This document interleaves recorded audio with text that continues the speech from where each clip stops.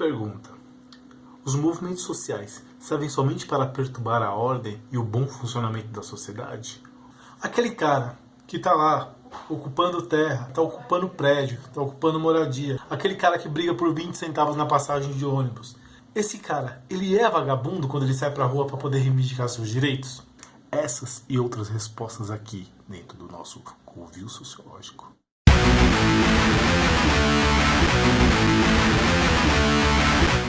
Olá meninas, pessoas bonitas e pessoas não tão bonitas assim. Esse quem vos fala aqui é o professor Rony dos Santos, da Escola Estadual Aracis Zebral Teixeira e professora Maria Regina. Estamos aqui para mais uma resposta sociológica satisfatória aqui dentro do nosso Covil Sociológico. A nossa aula de hoje é movimentos sociais como movimento histórico. É tentar entender esses movimentos sociais numa linha histórica. Para a gente poder entender movimentos sociais, a gente vai ter que fazer um exercício aqui de pensamento. Por quê? Porque se a gente for pegar historicamente movimentos sociais no início do século XX, e aí a gente pode lembrar uma série de movimentos sociais que houveram até a década de 40, 50 mais ou menos, em que a maioria deles eram esmagados pelo poder oficial, eram esmagados por alguns sistemas que haviam no momento, e eles eram muito mal vistos dependendo do movimento que eram. É tentar entender que esses movimentos em algum momento eles adquiriram alguma importância, e aí é compreender que importância é essa, beleza galera?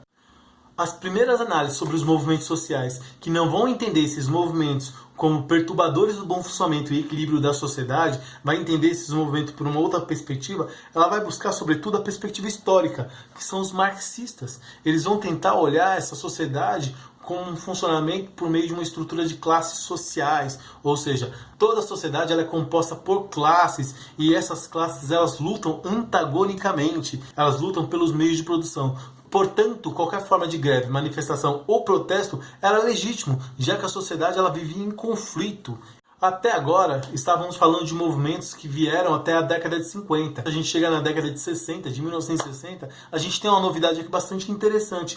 A gente tem aquilo que a gente chama de luta pelos direitos civis. Alguém já ouviu falar da luta antirracista nos Estados Unidos, ali na década de 60? Alguém já ouviu falar de Rosa Parks? Alguém já ouviu falar de Martin Luther King? Alguém já ouviu falar de Malcolm X? Sim, são personagens extremamente importantes na luta pelos direitos civis, ou seja, contra o racismo nos Estados Unidos. Obviamente que a luta pelos direitos civis não é uma luta que se resume à luta antirracista. Por exemplo, a luta pela descriminalização do aborto também é uma luta de direito civil pelas feministas, onde se argumenta que o direito ao corpo é das mulheres e não do Estado. Fora que a gente vai falar de Vietnã, uma série de coisas ali que está acontecendo que, cara, Estados Unidos está pirando naquele momento.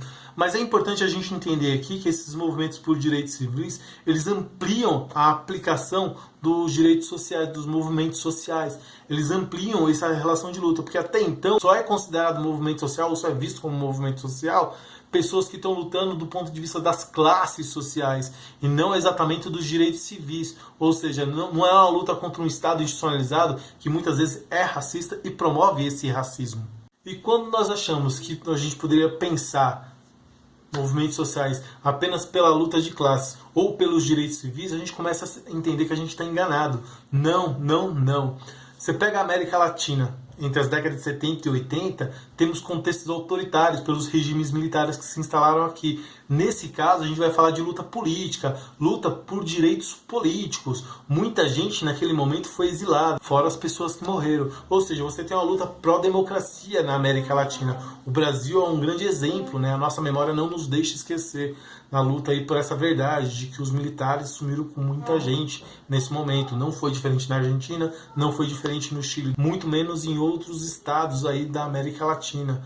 Ou seja, a luta pelos direitos políticos elas também são igualmente importantes. Isso também se configura um movimento social. Olha, mais uma vez, essa noção de movimentos sociais se ampliando, né? Essa luta pela democracia. E lembrando que democracia é acesso de todos, é a participação de todos.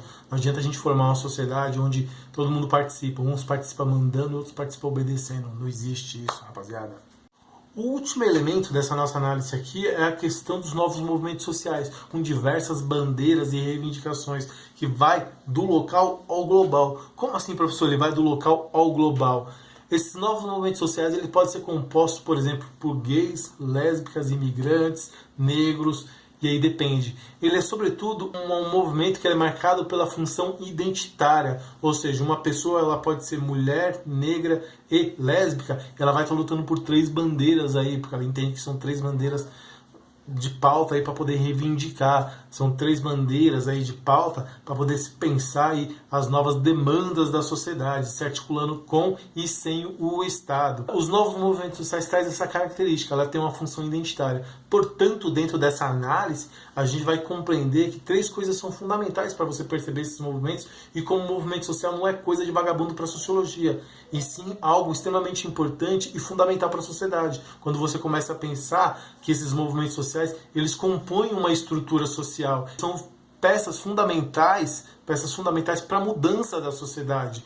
E aí quando você começa a pensar eles na história, você começa a compreender que existe uma evolução dentro desses movimentos sociais. Assim como a gente acabou de ver aqui, a gente pega a década de 50, a análise de classes, pega a década de 60, a luta por direitos civis, 70 e 80, direitos políticos, década de 90, a função identitária aí desses movimentos. E à medida que a gente vê esses movimentos que está acontecendo, é necessário observar que cada movimento ela tem uma particularidade. Eles podem ir do local ao global. Portanto, não. Movimentos sociais não é coisa de quem perturba a ordem e o bom funcionamento da sociedade. Não são coisas de vagabundo. Movimentos sociais faz parte da nossa estrutura.